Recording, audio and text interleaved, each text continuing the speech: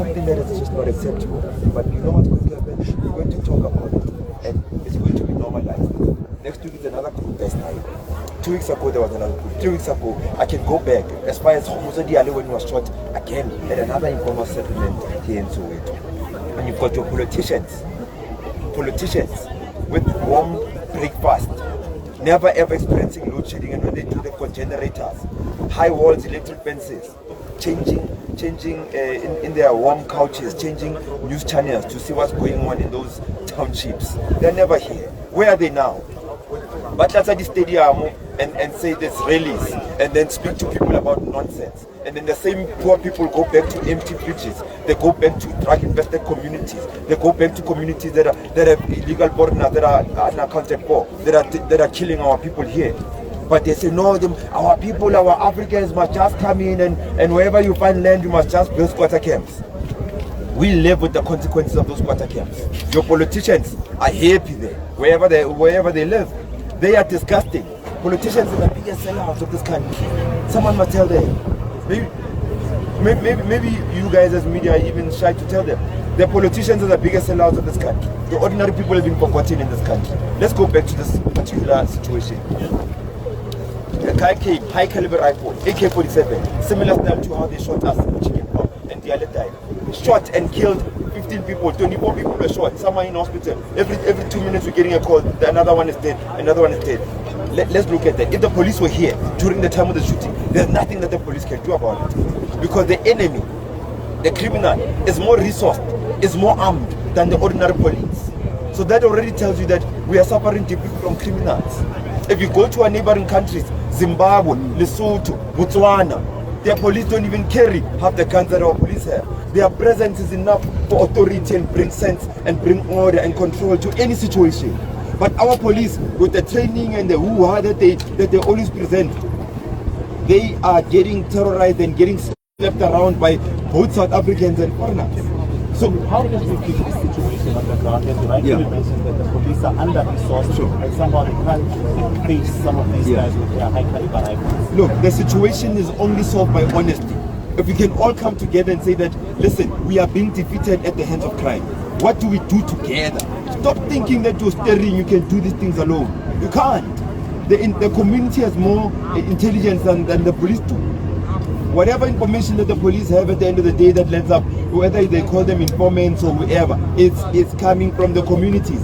We need to close the gap between the police, the law enforcement in our communities, between government and our communities. Then we will see real results happening. Because right now, we're all operating in silos, and that's what's defeating this country. Thank you very much. Thank you. As we heard, that's one of the members of Soweto Parliament actually saying that the biggest sellout in the country are the politicians. As you know, they have under-resourced the police who are supposed to keep or serve and protect communities, but unfortunately they are failing. As you know, sometimes they will respond slowly. The community on the ground also reported that the police hardly actually come to check if there is any incident happening in this particular area. They are normally reactive to the crime that's happening. But in terms of crime prevention, they're saying it's very, very thin on the ground, and they're appealing to the authorities to say that more should be done to resource the police and to ensure that they tackle issues like illegal Tarvens, in which the MEC was saying it's one of the places where violent crime actually happens after arguments that have started at the Tarven, and they're saying that there should be more deployment of police in those particular areas. Zelda?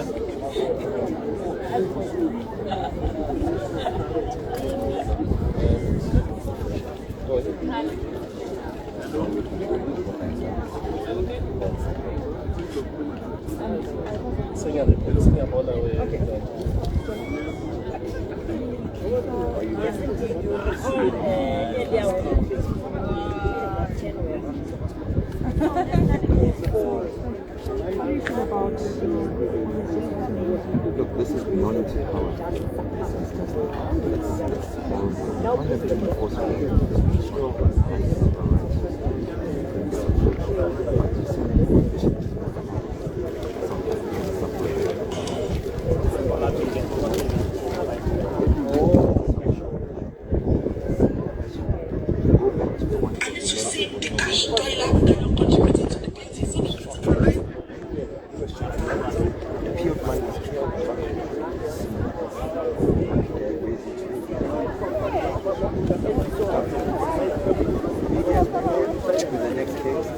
the next step. We're not going to bury them, we're going to move on.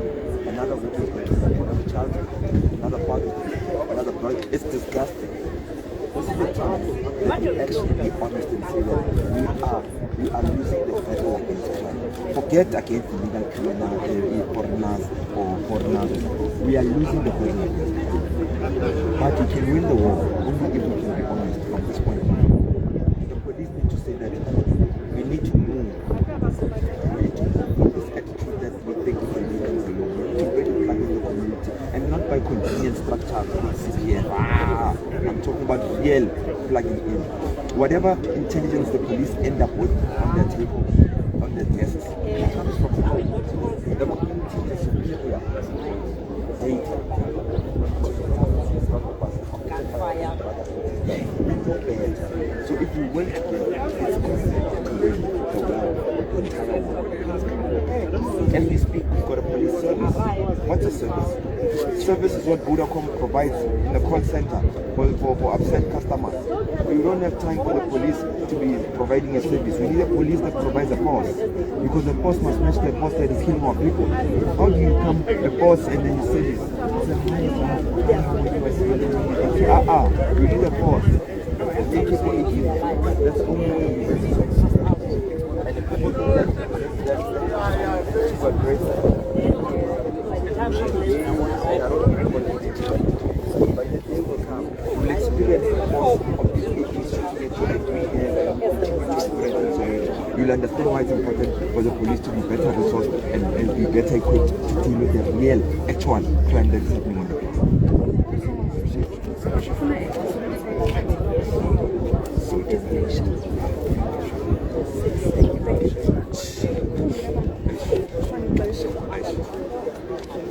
You done?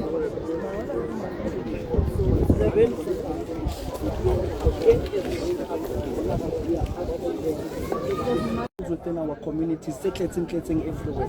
So now you can see that if the last time the community was shot and we survived, now there's about 15 people that just confirmed that they've passed away. So to tell you the honest truth, my brother, our security clusters are overwhelmed by the situation, because we, on the daily, our security clusters are fighting the Toteso. They are fighting crimes. But now, when our security clusters also are being shot at very high caliber rifle, the community is being shot at very high caliber rifle. Why is the police not acting? Kayona situation in Jordan. Maseru is not so far away from here.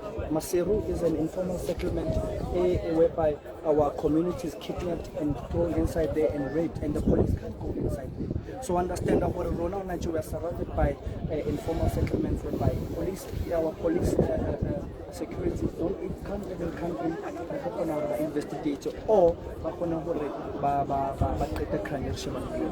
Okay, so they are failing in their duties to protect and serve the community of this area. They failed a long time ago. And the unfortunate situation is that you are finding out about it now. We are on the ground on the daily. We know about the killing Sayetala. His body is here. This is not the first incident. There's been incident. The community has been crying at the random shooting Sayetala. They've been crying but this is not a case yahonaje. It's been months and months, even years into Yetzala. So we need to find a solution of how our police clusters are going to make sure that they are able to curb crime within our communities. Thank you very much. Well, that's Tarvens, one of the local community leaders here, actually saying that this is not an isolated event which actually happens quite frequently. I am joined now with Nhlanhla. There seems to be an issue of foreign nationals terrorizing the population. You guys have mentioned in this fight. You also mentioned that you're controlling the area yesterday. What is the reason? Look, it's disgusting. It's disgusting simply because we are not honest. We are not honest with South Africans. Now is the time. There's no other better thing. We've got 14 South Africans